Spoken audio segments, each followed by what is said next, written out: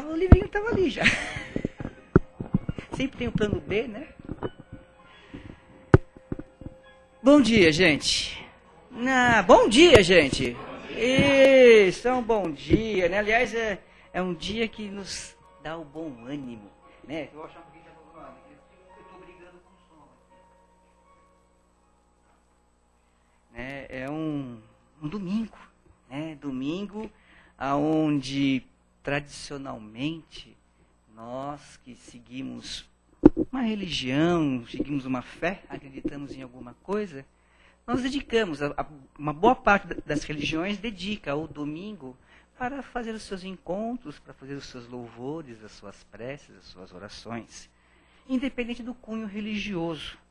É um dia que as pessoas, pelo menos, param um pouquinho da correria desse dia a dia e procuram mentalizar, jogar, higienizar, né, a atmosfera do planeta que nós habitamos.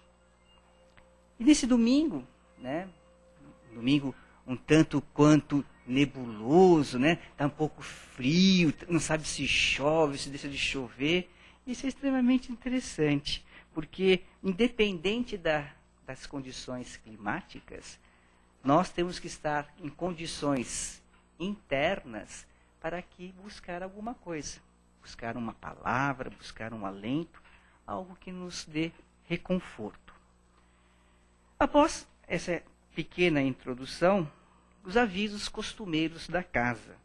Né? Nós temos trabalhos espirituais aqui, as palestras, reuniões públicas, né? Quase que todos os dias. Nós temos segunda, terça e quinta, às 20 horas. Nós temos quarta-feira, às 14 horas. Nós temos sábado às 15 e nós temos domingo às 10 horas. Aos domingos também nós temos a evangelização infantil. Então tragam os seus rebentos para poder rebentarmos aqui com a gente, né? Fazer uma brincadeira gostosa e ao mesmo tempo poder introjetar pouco a pouco, né, conceitos doutrinários na criança. Isso é o norte que nós podemos ministrar. Temos também um trabalho significativamente importante de sextas-feiras, que é um apoio, né, muito mais de ombro, muito mais de abraços, né, aos dependentes químicos. Não simplesmente um local onde nós vamos fazer indicações, consultas, não. Nós vamos aqui estar juntos, conversando, discutindo, analisando as situações, né, que estão envolvendo cada uma dessas pessoas. Esse trabalho acontece às sextas-feiras, às 19h30. Lembrando que sempre antes, meia hora antes de todos esses trabalhos, com exceção da sexta-feira, que é um trabalho diferenciado, nós temos o plantão. Né? Então, aqueles que querem buscar uma orientação, querem buscar um amparo, um apoio, venha que os plantonistas estão aqui à espera de vocês. Falando a respeito, né, do nosso trabalho social, um trabalho aí que já caminha, né, com passos mais estruturados, mais firmes, né, um trabalho que eu convido a todos a participarem, porque é hiper gratificante você poder abraçar aquelas pessoas que ficam aí sentadas onde vocês estão, né, atentas, como vocês estão atentos também, na busca não apenas do alimento material. Sim, é importante, eles assim o levam, mas eles buscam outras coisas também. E a gente pensa que dá, mas nós mais recebemos deles do que eles dão para nós, né? Do que nós damos para eles. Então é um trabalho de sábado, todo segundo sábado, é a entrega das cestas básicas para as famílias. Estamos contando com o apoio também de vocês, dos senhores presentes, para a arrecadação de donativos em espécie de gêneros alimentícios, né? Arroz, feijão, o básico sempre, né? Lembrando que tem que ser gêneros ainda na data de validade, que às vezes a gente recebe algumas coisas fora da data de validade. A gente tem um critério muito, né, específico, a gente separa, faz uma outra coisa. Então, estamos também necessitando desse amparo e apoio de vocês. E todo sábado tem, né, a distribuição do pão, do lanche, do leite para os moradores de rua, que fica no entorno aí das das estações Carandiru e Santana. Bom, após os recados, após uma pequena introdução, convido a todos vocês, nesse instante, para que possamos nos deixar levar pelos nossos pensamentos e dessa maneira, serenamente, nós vamos visualizando a imagem de Jesus, o homem, o mestre, o amigo. E a esse ser de luz, nós vamos nos aproximando e nos deixando envolver com toda a sua áurea. Assim, nos tranquilizando, caminhamos lado a lado, com seus olhos serenos, nos mostrando o caminho a seguir. E juntos, nós vamos adentrando a morada de Deus Pai, o Deus de amor, o Deus que nos fortalece. E humildemente nós nos prostramos de joelhos a este Deus. E louvamos com todo o nosso amor. Louvado seja o meu Senhor por todas as suas criaturas, pelo céu, pela lua, pelas estrelas do firmamento, pela terra, pelo ar, pelo fogo e pelo mar. Louvado seja o meu Senhor. E que assim seja. Vamos, junto com o nosso amigo Wagner, compartilhar esses momentos aí. Está marcado na página.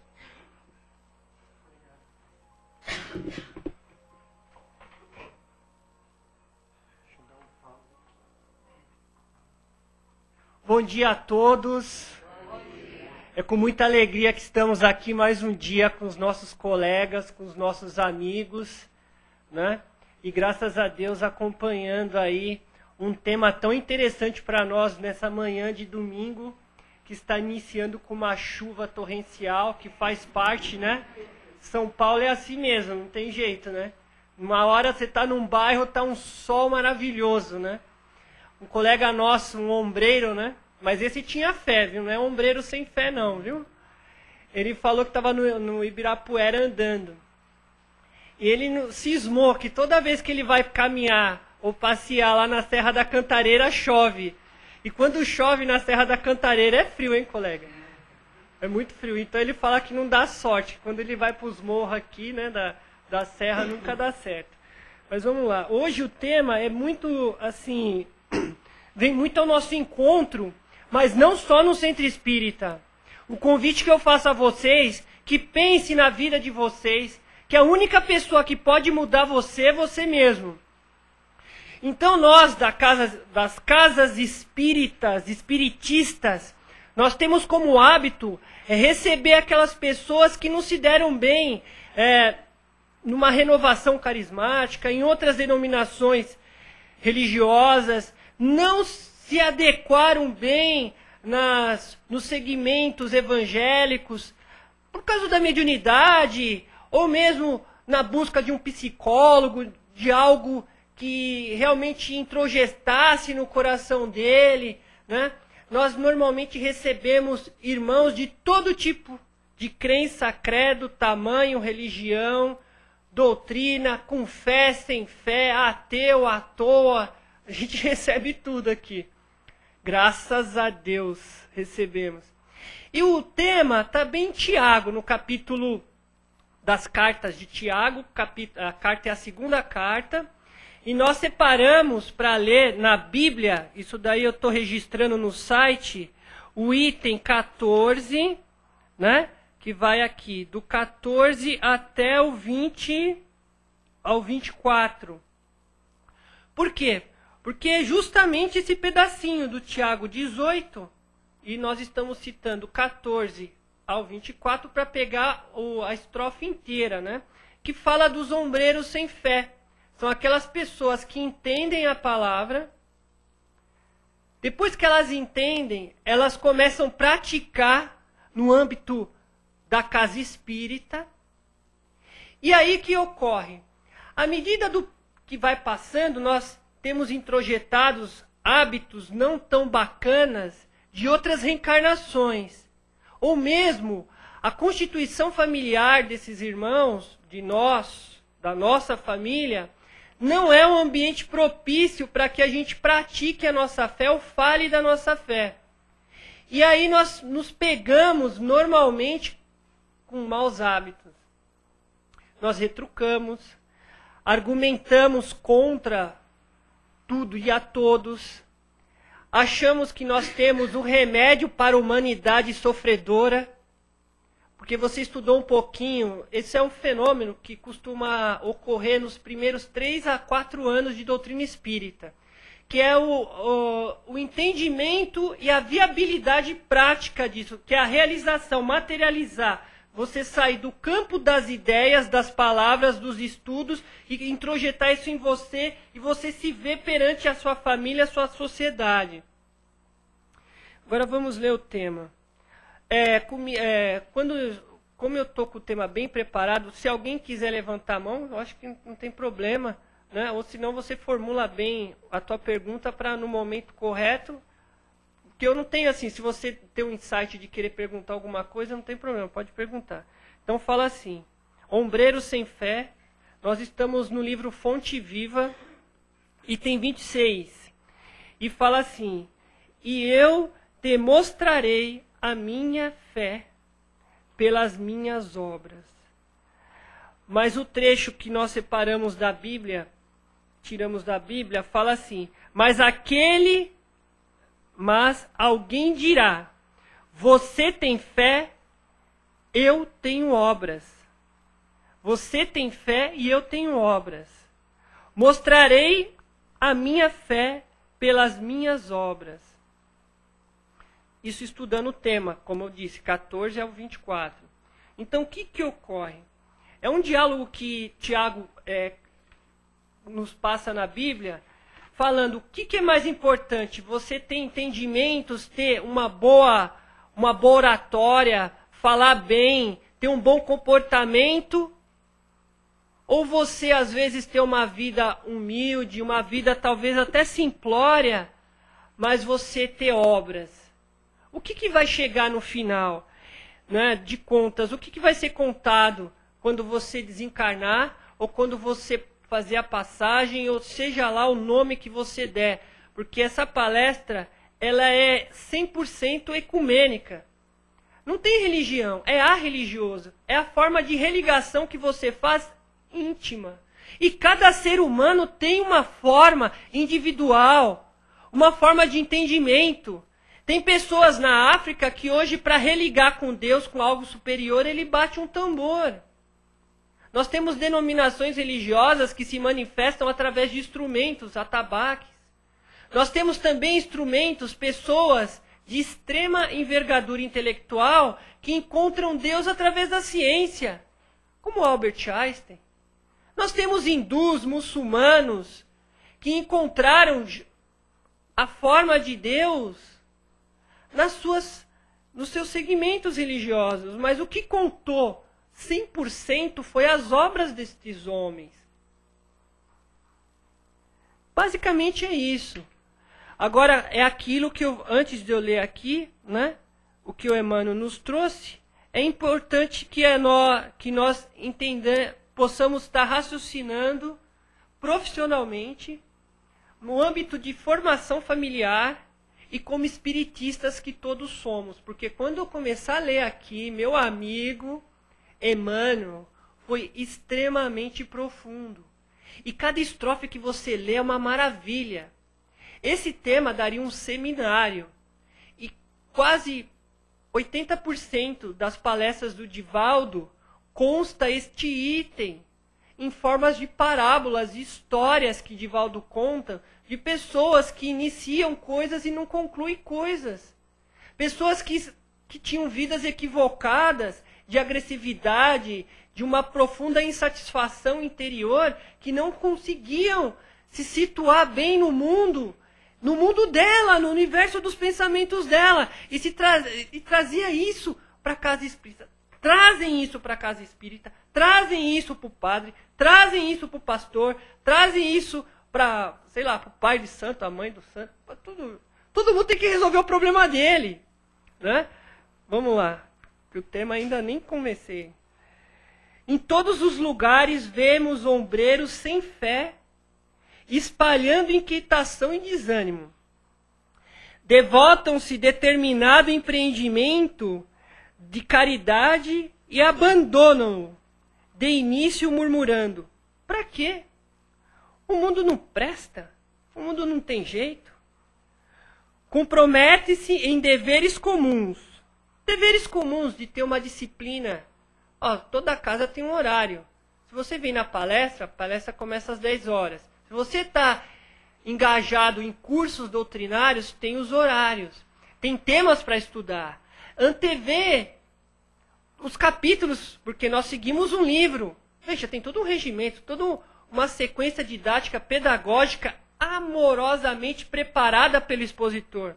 Se você trabalha num grupo de desobsessão, ou de instrução aos espíritos, ou de esclarecimento aos espíritos, ou de louvores ao Senhor, ou grupos de estudo, irmãos, estamos juntos na mesma caminhada, porque olha o próximo.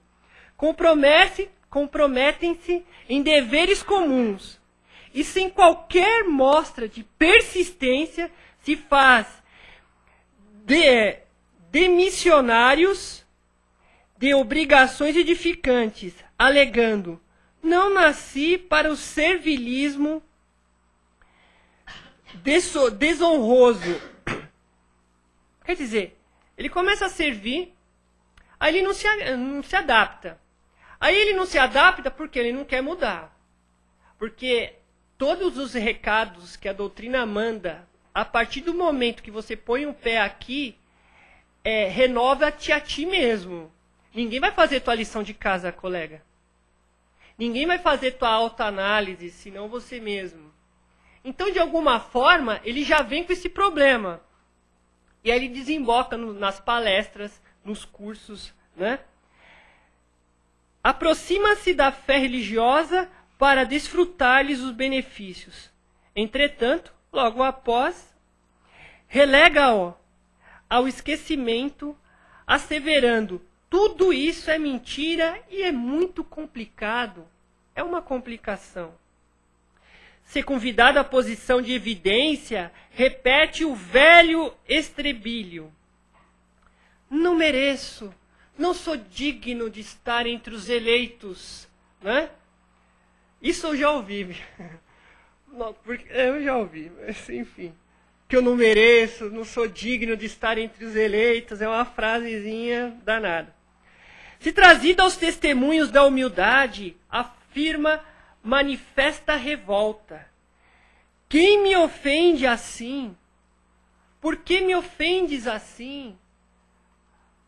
Sou vítima da sociedade indigna e cruel. Né? É até poético. Porque logo, logo eu vou contar umas histórias aqui para a gente dar uma risada. Porque somos nós, as nossas histórias. Entendeu? E ele continua aqui, né? Transita de situação em situação entre lamúria e indisciplina, com largo tempo para sentir-se perseguido e desconsiderado pelos seus amigos. Que lógico. É a lei da sintonia. É a lei da sintonia. Água é água, óleo é óleo, terra é terra. Você mistura, daqui a alguns minutos a água sobe, o óleo fica no meio ali, né? Ou é o contrário? Nem lembro mais. Primeiro o óleo sobe, a água fica no meio e a terra desce. Não é? Yes! Você vê o que é empolgamento. Empolgar é fogo. Então veja, antes de concluir, terminar as leituras, a gente vai passar para a parte, né? Então olha só que interessante. Cada um, numa sociedade, seja na Federação Espírita do Estado de São Paulo, seja nas casas André Luiz, seja no grupo perseverança, são milhares de pessoas. As pessoas, sem perceberem, se aproximam-se por sentimentos, ideias, mas podemos dizer, como espiritistas, por vibrações. Logo, tem a repulsão. Né? Olha, não gostei do você ler Joana de Ângeles. Né? Aí na cabeça dele, não, você é muito evoluído, né? Porque começa o processo de vítima. Não, você é muito evoluído, porque você lê Joana de Ângeles. Não, eu ainda estou no Allan Kardec, no Livro dos Espíritos. Não, porque o Evangelho segundo o Espiritismo é a bússola. Né? O resto não serve. Aí veja, tudo que aquilo que lhe é familiar, que lhe é agradável, ele começa a vender como verdade suprema e absoluta. Inclusive suas dores. Porque a dor da unha encravada dele dói mais do que alguém que estivesse numa CTI lá do Hospital das Clínicas. Por quê? Porque ele é o profeta do Apocalipse. Entendeu? Ele propaga isso, ele gosta, ele se sente bem de ser vítima. Né? Principalmente aqueles que quando entra começa a baixar a cabeça. Oi, fulano de tal, tá tudo bem? Com aquela energia boa, né? Poxa, você acabou de chegar no centro espírita. Você se esforçou, você lutou. Pelo menos é o que nós que estamos recepcionando. Um irmão, um colega, um afeto, um praticante da doutrina ou um iniciante desta casa e de tantas casas, você vai vibrar coisas boas para ele. Aí ele já vem baixando a cabeça, né? Alguns vêm até começar a mancar assim. Ai, eu tô com uma dor, né? Veja, você acabou de chegar em um lugar preparado, limpo, que tem diretrizes de pensamentos elevados, que magnetiza, que ora nesta casa de oração, na igreja, no salão lá onde tem o culto, né? Porque, veja, quando nós falamos de diretrizes espirituais, estamos falando de irmãos que estudaram o Evangelho, que têm um estudo de ordem moral, espiritual, intelectual e principalmente a força de vontade de materializar isso. Senão não haveria um grupo religioso. Então, veja, o que nós estamos falando para um expositor de doutrina serve para todos os irmãos nossos. Né? Porque eles também abrigam pessoas assim e é uma forma de nós estarmos esclarecendo que estamos no mesmo remo, para o mesmo rumo que é Jesus, que é prática de Jesus, a reforma íntima. Então veja, se a pessoa adentra a nossa casa, nós já sabemos ou estamos observando esse tipo de complexo dele, não devemos nos afastar de uma pessoa dessa. Mesmo que ela tenha esses hábitos arrojados de argumentação, imagina quando ele passar essa transformação, quando nós conseguimos atuar no coração deste homem, ele começa a mudar deste homem, desta mulher. Então, já que temos a honra de receber um irmão assim, que seja no olho, e fala, Deus te abençoe, meu irmão. Eu estou isso assim, assim. Ai, que bom, graças a Deus. Porque se você não fez tudo isso nessa vida, certamente em outras vidas. Só que você não pode falar isso para ele agora, nesse primeiro momento. Mas você tem que albergar esse coração difícil. O que eu estou falando em 3 minutos é algo muito difícil. Sabe por quê? Que nós gostamos de abraçar pessoas cheirosas, com banho tomado, barba feita. A mulher, né, com laque, aquela maquê. Né? É laque que faz... né? Aquela abordagem assim sofisticada, né? Normalmente, irmãos assim, eles têm uma extrema dificuldade de se autoanalisar. Eles vêm normalmente do jeito que saem da cama, já vêm para cá. E nós, Emmanuel foi muito assertivo no final disso. Sabe por quê, pessoal? Nós somos preconceituosos. E nos nossos estudos de doutrina, nós pedimos sabedoria, discernimento, nós oramos para que possamos vencer as dificuldades. E como nós temos repelimos situações assim de desleixo, ou situações equivocadas em nós repelimos isso. Quando chega alguém nessa situação, a gente começa a repelir inconscientemente. E agimos com um preconceito. Agora, esse segundo tema da palestra, nós vamos falar de nós. Porque se nós pedimos sabedoria e discernimento, a única forma de você praticar o que você está estudando é acolhendo pessoas assim. E é primordial que todas as casas ditas espiritistas tenham trabalho social. Entregam um lanche, cesta básica, abracem, acolham este público. Sabe por quê? Porque se você...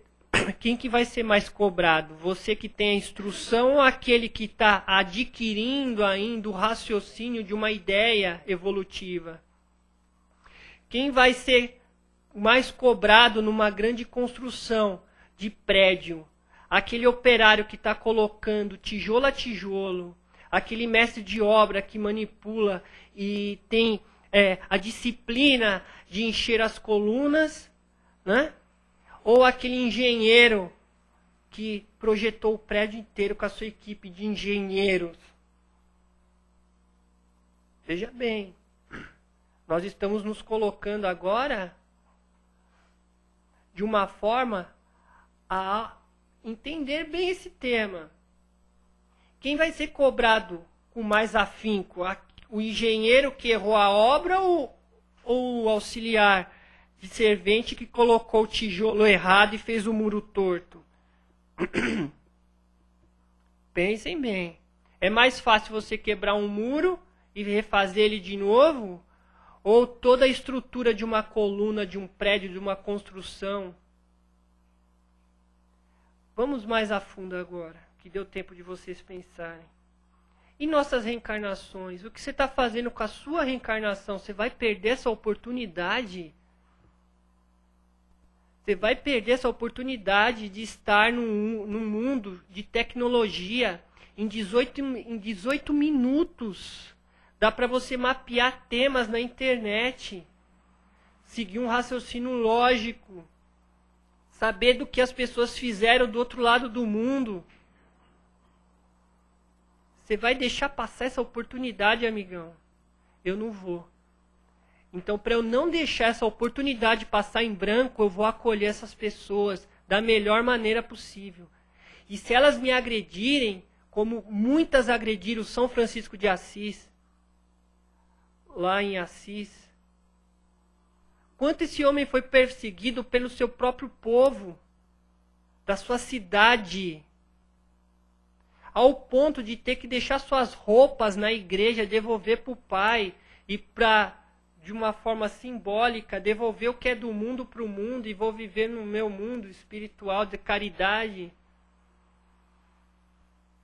Pensem bem. Pensem bem. Aquela entrada triunfal no Vaticano. Não é que o Papa, inclusive, tinha tido sonhos com ele que ia chegar à luz do Evangelho redivivo. E aqueles homens se ajuntassem, dava 60, 80 quilos de ouro, de tanto ouro e ornamento que tinham naquela época, que eles usavam para definir seus postos de comando. Né? Porque nós temos que lembrar que naquela época a religião era bélica também. Tinham soldados do Cristo ali, que eram os templários. Inclusive as 3 primeiras ordens templárias saíram dessa época. Então veja, Chico Xavier, uma vez ele foi na favela, tinha um grupo de pessoas lá que odiavam, não gostavam dele. E chegou para ele e falou, você é humilde mesmo? Você é humilde mesmo? Mascando pão. Aí você é humilde mesmo? Então toma. Come aqui meu pão. E o Chico pegou, agradeceu aquele irmão e comeu aquele pão e fez oração, ainda agradeceu. A história é mais comprida ainda. Vocês estão fazendo assim só com 30 segundos, mas a história é comprida. Então veja, é capcioso, é imprudente. Nós temos que raciocinar agora a questão da nossa filosofia de vida, nossa forma de conduta e rever os nossos atos. Porque graças a Deus, nós temos as 24 horas do dia para pensar coisas boas, para formatar coisas boas. Divaldo Pereira Franco, Madre Teresa de Calcutá, Martin Luther King e tantos outros apóstolos, não é? Mãe Menininha do Cantuá, andei lendo sobre ela. Nossa, que fenômeno de moralidade, espiritualidade e de caridade. Quanto que essa mulher fez? Ninguém divulga. Quantos outros irmãos, outras denominações espiritualistas, que têm a espiritualidade com rituais, né? E aí abrange um monte de coisa, budismo, taoísmo, umbanda, tal. Tem trabalhos meritórios e seguem seus ideais, mas eles buscam mudar eles. Então veja, toda casa, agora eu vou passar para o outro lado mais alegre, né? Quantas casas, né, tem elementos característicos, né? Porque como eu falei, nos primeiros meses de doutrina a gente cria estigmas, né? E aquele estigma é assim, associa o nome da pessoa com a forma que ele veste, e aí a gente fala, nossa, já vem aquele fulano, né? E a gente já se arma mentalmente, né? Então é isso que eu quero quebrar, esse paradigma. Vamos quebrar esse paradigma, sabe por quê? Porque se nós estamos buscando uma sinergia, um trabalho fraterno de grupos, de trabalhadores para o bem, nós temos que vencer e cortar essas arestas. Porque agora vamos pensar em grupo. Porque se entra uma pessoa assim, lógico que ela não está acompanhada. Ela está acompanhada. E se ela está acompanhada, e nós estudamos lá que fora da caridade não há salvação, logo, nós temos que começar a praticar isso nas 24 horas do dia. Emmanuel e o grupo de espíritos evoluídos, eles têm de 2 a 3 horas das 24 horas do dia para descansar em estudo. E nas outras 21 horas são trabalho.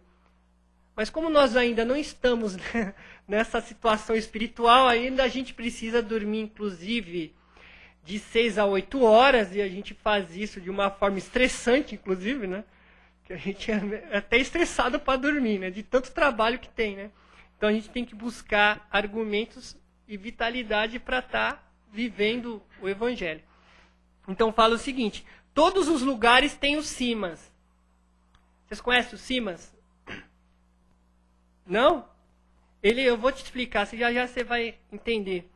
Ele é mais ou menos assim, o simas é o cara, né? O simas é aquele cara assim, que ele entra no ambiente que tem nas empresas, tem nos centros espíritas, tem nos jogos de futebol. Você pega e fala para ele, simas, mas e aí, cara, qual a sua posição sobre tal coisa que você tenha feito? Aí você argumenta com ele, aí ele fala assim, não, tudo que você falou é verdade. Sim, mas, veja, os problemas estão com os outros. Porque, olha, se você vai num shopping center com simas, ele é aquele cara que vai colocar o carro no lugar do deficiente físico. Aí ele vai falar, mas sim, mas você vai pôr o carro aqui? Ele falou, sim, mas porque o shopping deveria projetar mais vagas, porque se eu não colocar, outro coloca. O simas é o cara do jeitinho, né? Aí ele pega e puxa isso, já fala, não, porque a sociedade é uma sociedade pragmática, de consumismo, onde já se viu ter tanto carro. Por que essas pessoas compram carro? Né? Só o carro dele que vale, o dos outros não, percebe? Você vai argumentar alguma coisa dele com doutrina espírita, aí você vai comentar o evangelho, como nós estamos comentando aqui. Aí o simas ele traça paralelos negativos, conhece? São linhas de raciocínio que você não chega na luz do Mestre Jesus. Você faz meio que assim, ó. Você desce. Por quê? Porque ele começa a argumentar assim, mas Simas, o que você acha desse trabalho voluntário? Olha que bacana, né? Distribuir lanche, fazer lanche. A gente lê um item do Pão Nosso, todos comentam. Aí um vai comentando o item, corta o pão, outro põe a mussarela, outro faz o leite, outro faz o Toddy, outro vai... Sim, mas aquela vez que eu fui não deu certo, porque aquele cara me apertou a mão, quase me quebra. Aquele outro, nossa, que mau hálito. Nem vou chegar... Mas sim, mas... E a tua renovação moral e espiritual? Aí ele fala, sim, é necessário, mas... Vocês já detectaram, né? Então veja, o que acontece com o Simas? Ele está no lado negro da força, que nem Luke Skywalker, né? Aqueles filmes que são pragmáticos. Você consegue detectar o mocinho e o bandido em 3 minutos do filme, né?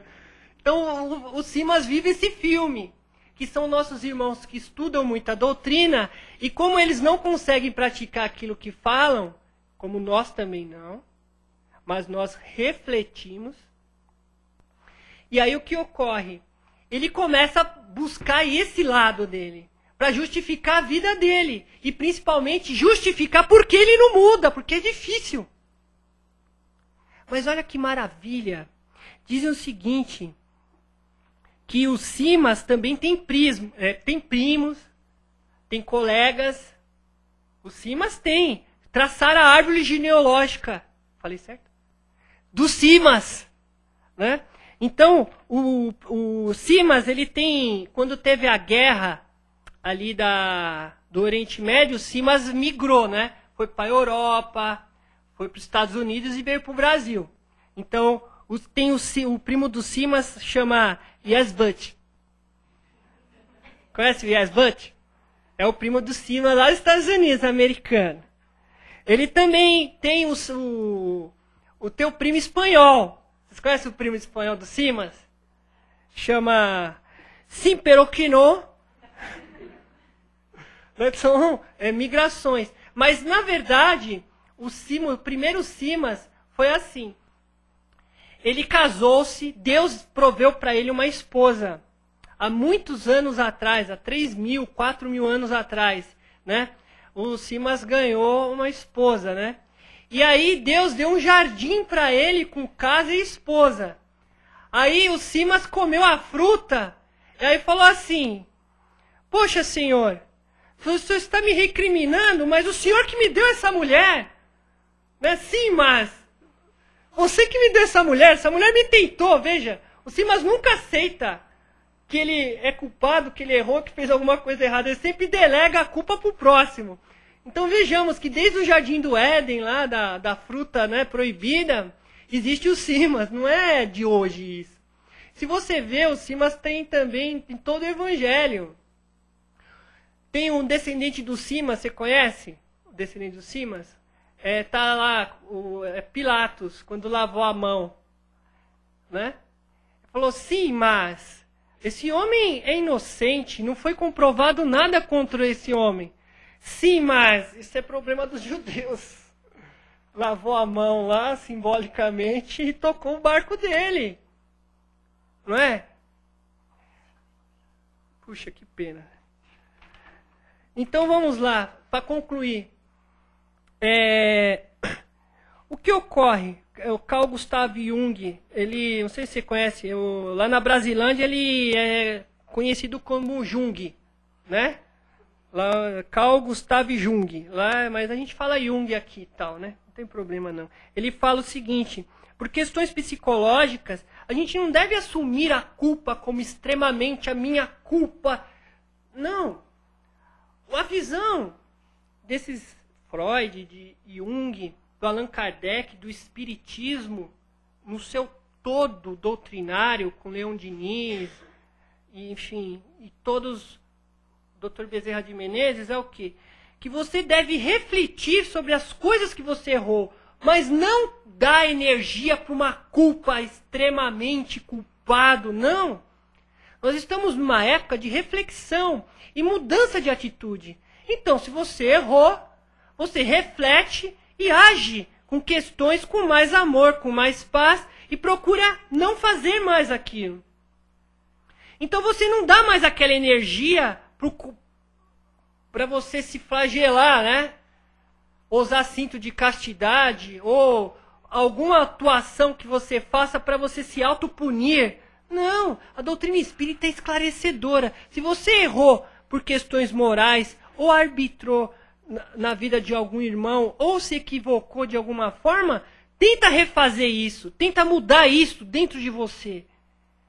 Essa é a maior conquista da sabedoria, né? Então ele fala que não se manda assumir erros ou culpas e refletir, corrigir. Você nunca se culpe. Você tem que buscar dentro de questões, de frases, livros de cunho moral elevado, tentar mudar isso. Porque, afinal de contas, pessoas que estão equivocadas somos todos nós, porque nós estamos num processo de aprendizado. Então não seja duro com você, né? Dizem também o seguinte: até hoje, os grandes problemas da humanidade nunca foram resolvidos por decretos coletivos, mas somente pela renovação da atitude do indivíduo. Então, quantos irmãos juristas estão, numa luta constante para mudar as leis? E eu posso também afirmar que tem tantos irmãos equivocados estudando formas de burlar a lei, formas de se equivocar com a lei para divulgar isso para vender para as outras pessoas que querem burlar a lei também. E Clarice Lispector tem uma frase maravilhosa, que eu vou procurar decorar isso na nossa vida, e que eu possa agir dessa forma e cativar pessoas através. Porque a tua mudança cativa pessoas para que elas se reflitam a sua forma de conduta de vida. Porque ela fala o seguinte, a Clarice Lispector: as pessoas mais felizes não têm as melhores coisas. As pessoas mais felizes, elas não estão preocupadas em ter coisas. Elas sabem fazer o melhor das oportunidades que aparecem em seus caminhos. É isso que nós estamos procurando, viver o melhor no nosso caminho. Poxa, você acordou, tomou um banho, você se arrumou e veio até aqui, veio até essa casa de oração. Veja, você está procurando acrescentar o seu domingo uma oportunidade de uma situação melhor, de um aprendizado melhor. Você já colocou seu pensamento nos trilhos de algo melhor. De algo melhor. É isso que nos acalenta. E para concluir, né? Não te concentres na fé sem obras, que constitui embriaguez perigosa na alma. Todavia, não te consagres à ação sem fé no poder divino em teu próprio esforço. O servidor que confia na lei da vida reconhece em todos patrimônios e glórias do universo. Todos nós, físico, tangível ou intangível, somos patrimônios do universo que nós usufruímos no sentido de troca de aprendizados, de troca de valores, de troca de oportunidade. Porque você está tendo a oportunidade de conhecer esta casa. E esta casa tem a oportunidade de conhecer você. Que você faça o seu melhor aqui dentro. Porque as pessoas que têm um comprometimento com esta casa vão fazer o seu melhor. E para consertar e trazer um valor positivo, fala o seguinte: revelamos a nossa fé através das nossas obras, na felicidade comum, e o Senhor confiará a nova vida,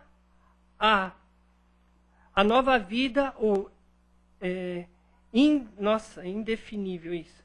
A nossa vida, o indefinível acréscimo de amor, sabedoria, beleza e poder. Indefinível. Sabe por que indefinível? Porque Deus é um todo, não são partes. Nós vivemos no Brasil partidos. Nós não vivemos o todo do Brasil. Não vivemos o todo do Brasil. E esse tema ainda nem se esgotou. Porque, veja, nossa vida, o indefinível acréscimo de amor e sabedoria, beleza e poder. Sabe por que termina a frase como poder? Porque você tem o poder de mudar você mesmo. Uma boa tarde, não, um bom dia a todos. Obrigado, Wagner. Alguém, uma observação, comentário, crítica, sugestões? E também perguntas, né? Ok, temos um ali. Você não vale, mas tudo bem. A fé sem obras, de fato, é um assunto bem delicado, porque à medida que nós adentramos na doutrina, nós nos aprofundamos e iniciamos em estudos cada vez mais abrangentes, vamos dizer assim. E à medida que conhecemos, vamos nos encantando e queremos passar isso adiante para todos que estão à nossa volta. E muitas vezes, esses estudos, esse aprendizado, acaba ficando no intelectualismo. E o colocar em prática é muito difícil. Então, uma dica para nós espíritas e não espíritas, como, né, o Wagner colocou, por ser um tema ecumênico, e de fato é mesmo, né? Não tem religiões, todas elas estão voltadas para a questão da caridade, é fazer pequenas coisas mesmo, no nosso dia a dia. Então, é colocar em prática, ouvir um amigo, ouvir um parente, ouvir alguém que está em desalento, falar um bom dia para aquela pessoa que trabalha sozinha, ou ao entrar no ônibus, né, falar bom dia para o motorista, para o cobrador, porque você está entrando no ambiente de trabalho deles. Muitas vezes a gente passa batido, né? Mesmo agora que tem aqueles cartõezinhos, né? O bilhete único, passou o bilhete único.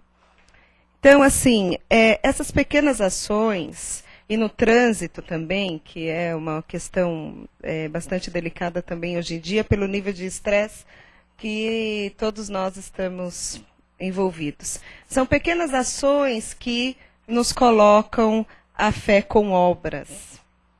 E aí praticar a nossa fé com essas obras, se referenciando nos grandes vultos que nós temos aí na humanidade, como Wagner citou, né, Madre Teresa de Calcutá, Chico Xavier, São Francisco de Assis, pensarmos que nós estamos caminhando para chegar num nível espiritual deles, de fato tem que ser um exercício mesmo, né? Mas que nós estamos muito distantes dessa compreensão de trabalho, de caridade, de luz que eles tinham. Mas se nós colocarmos aos pouquinhos, praticarmos, isso aumenta bastante as nossas obras diante da nossa fé. Porque senão fica aquela sensação de que, nossa, eu não vou alcançar isso nunca, quem sou eu, não é?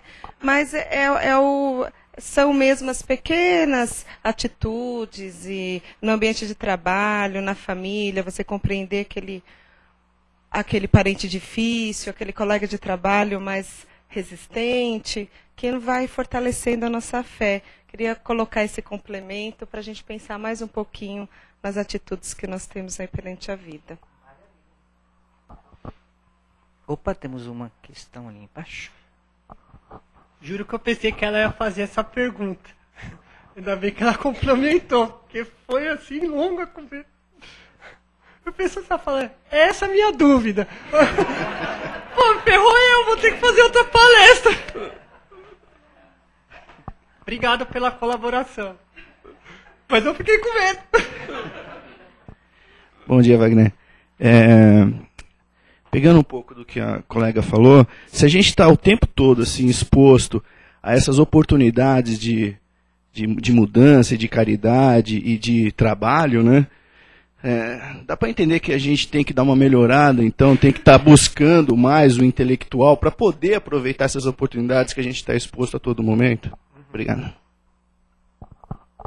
Vamos lá. Você falou sobre... Eu peguei uma coisa interessante que saiu da tua energia. Aproveitar as oportunidades.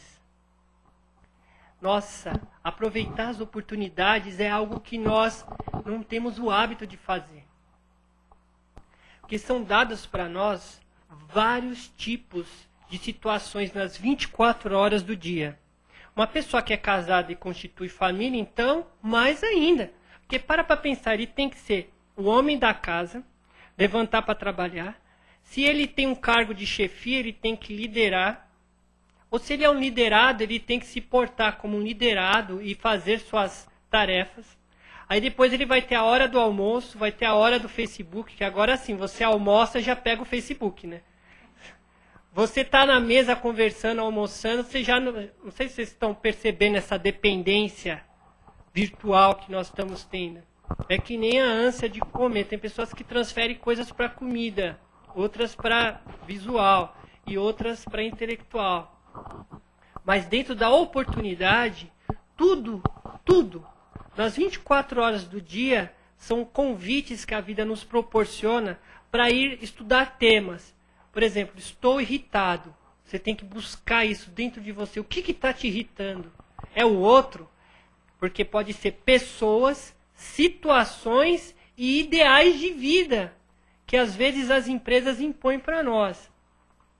Então, dentro do contexto que você nos trouxe hoje, reforma íntima, a velha palavra, reforma íntima que é o convite diário para nós buscarmos dentro das dificuldades pontuais, veja, dificuldades pontuais, que você tem essas dificuldades pontuais, você tem que escrever, como Santo Agostinho fez muito bem, ter um diário, e naquela caderneta você anotar tudo o que você fez e tudo o que você precisa mudar dentro de você. Vai chegar uma hora que você não vai precisar do papel e do lápis, porque já vai ter situações repetidas. E muitas coisas são repetitivas na nossa vida. E dentro dessas coisas repetitivas, que são automáticos, que nós não gostamos, está ela. Levantar, tomar banho, escovar os dentes, almoçar, jantar, ter que comprar comida, ter que dar assistência para a esposa precisa de você, você precisa da esposa, teu filho precisa de você. Veja, são rotinas nossas. E dentro dessa rotina você tem o poder de escolher em estar mal-humorado e fazer tudo no automatismo chato, ou fazer coisas diferentes, com bom humor diferente, buscar boas literaturas para transformar isso em algo, não digo mais alegre, mais otimista. Foi o que eu senti de trazer para a sua questão, que é o aproveitamento das oportunidades.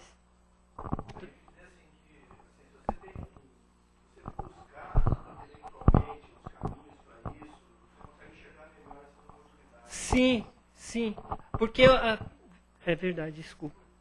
Que é o estudo. Ela muda a lente dos nossos olhares.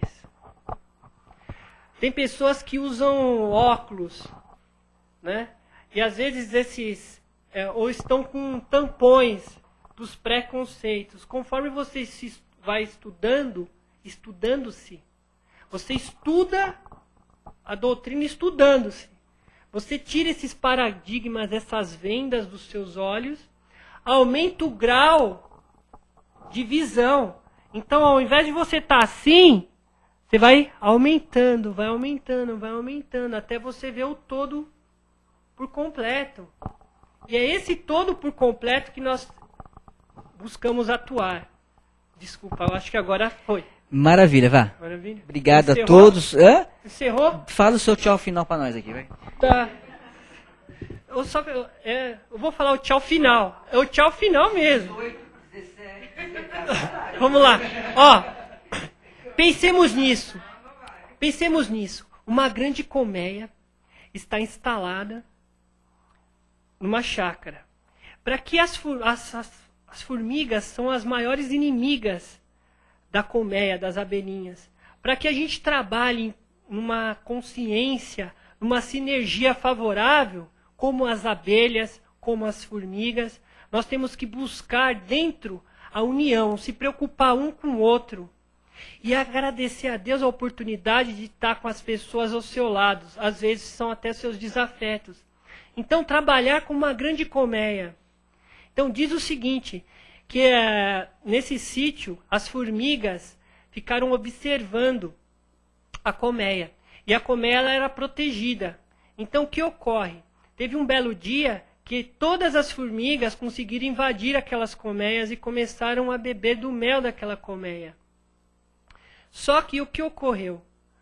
A pessoa que era o dono da chácara tinha ido viajar. E ele não fez aquela poda da grama costumeira que ele precisava ter feito.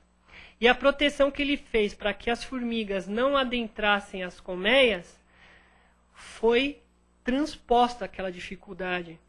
Porque conforme foi crescendo o mato começou a bater em cima da caixa e da torre, da estaca onde estava presa a colmeia. E as formigas subiram por ali e conseguiram transpor aquelas barreiras e conseguiram adentrar e chegar ao mel. Todos nós estamos buscando essa sinergia. Veja, tanto formiga como abelha tiveram que trabalhar como um grupo coeso, firme, com o mesmo propósito. Não importa quem está liderando ou se você é liderado, importa que o todo, todos nós ganhamos.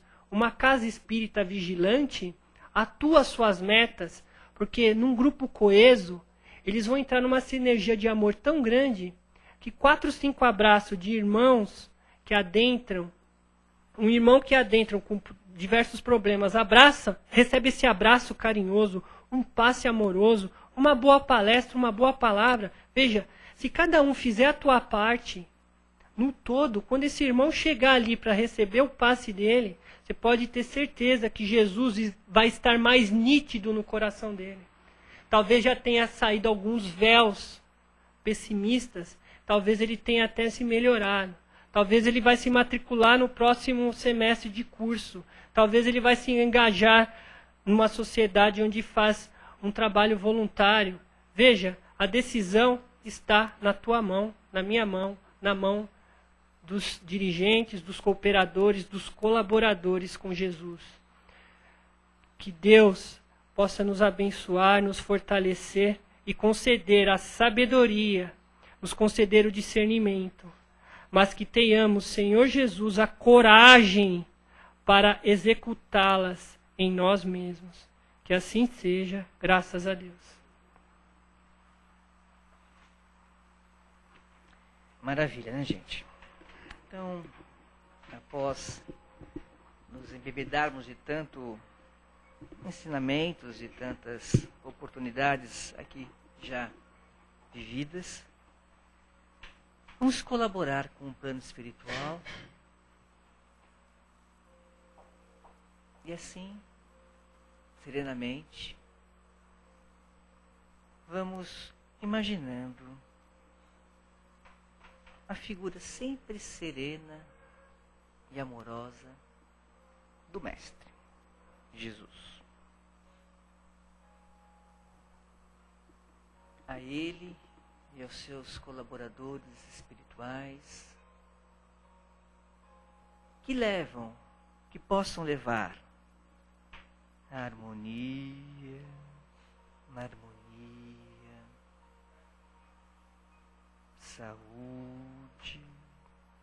saúde,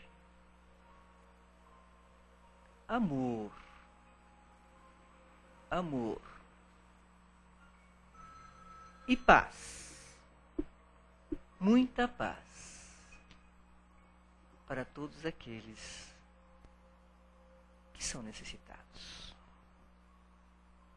Se conosco, ó Pai Maior, se conosco, nossos anjos guardiões. Dai-nos sim a coragem necessária para as realizações dos nossos atos em prol do próximo. Começando pelo próximo mais próximos que somos nós mesmos. E abraçando-nos intimamente, como irmão que somos, nós aqui, humildemente, dissemos: fazei de todos nós instrumentos de tua paz, ó Mestre amado, hoje, amanhã e sempre. Que assim seja, graças a Deus.